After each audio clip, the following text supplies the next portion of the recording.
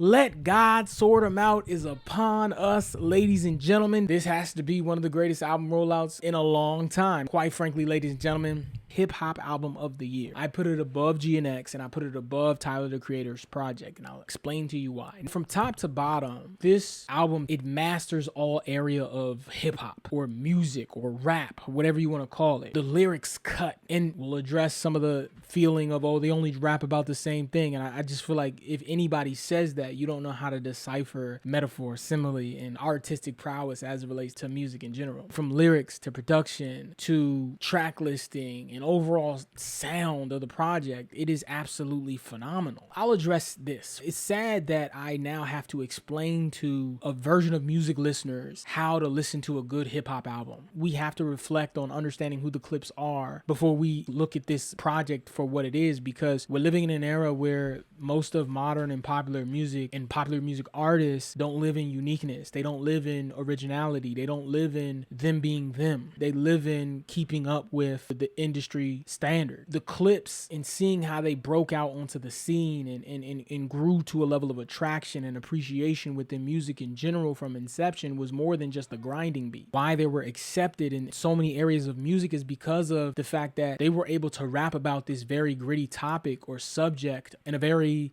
eccentric or unique way, where it didn't come off with the same sound, different wordplay, poetry, and overall like composition. And one thing I think we also have to point out about the album is, given the fact that Pusha T has been able to be successful as an individual artist, I come to this album and there is no derivation, there is no line drawn between Malice and Push. It continues to be a Clipse project. This is a project that I can listen to for a very long time. Another way to think about the project as well is it can be played in so many different instances for me, right? And I hate the sense of like validating statement when people say, oh, you can't play this in a club.